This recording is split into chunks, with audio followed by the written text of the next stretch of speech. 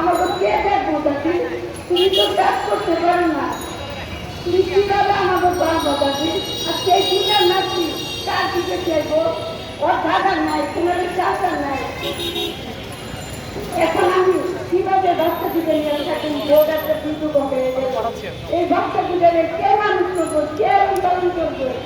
আমি কাজ করতে পারি না, তারপর আমি কাজ করে এই নাতি করে সব করছি। এখন আমার শক্তি নেই। আমার 4টা মেয়ের একটা ছেলে, আমার ছেলেকে আমাকে বুঝতে করে দিল। চিন্তা করো সেটা খুব এ আমাকে দেখবো, আমরা 4টা মানুষ, এই 4টা মানুষকে আরম কারণ কে করবো? কে কাটিনা দিতে চায়, কে কাটিনা তুমি দিতে চায়, কে কাটিনা তুমি দিতে চায়। আমার ছেলেকে কেন হয়ে গেল? আজকে আমার ছেলের জন্য সবাই বলে ছেলের কারণে সবার ছেলের মা কিভাবে থাকবে? আমার কিছু করতে পারি না বাবা, আমার ছেলের কারণে আমি আমার ছেলের কথা আমি শুনতে পারি না।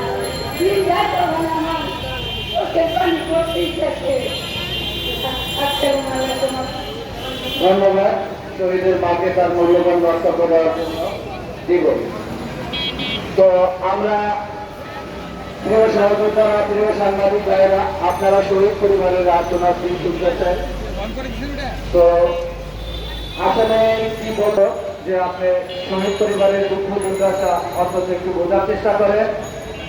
আর আমাদের দেখেন, আমিও আমার ছেলে শহীদ শাহজাহান হাসান আলভিকে হারাইছি। আমার একমাত্র ছেলে আগস্টের 4 তারিখে মিরপুর 10 নম্বরে শহীদ হয়েছে।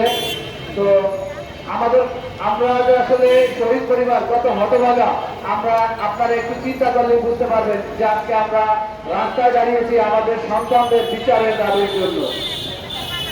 আমাদের এই সরকারের উচিত ছিল আমাদের সর্বোচ্চ প্রায়োরিটি দেওয়া, সর্বোচ্চ সুযোগ সুবিধা দেওয়া, কিন্তু এ থেকে আমরা বঞ্চিত। আমাদের সরকার আমাদের সন্তানদের রক্তের জন্য আজকে তারা মসনদে বসে আছে, অথচ আজও পর্যন্ত আমাদের কোন শহীদের কবর জিয়ারত পর্যন্ত তারা করতে পারে নাই। 24-এর শহীদ কিন্তু আবু সাঈদ একা নয়, 24-এর শহীদ আবু সাঈদের কবর জিয়ারত করে আজকে তারা থেমে গেছে।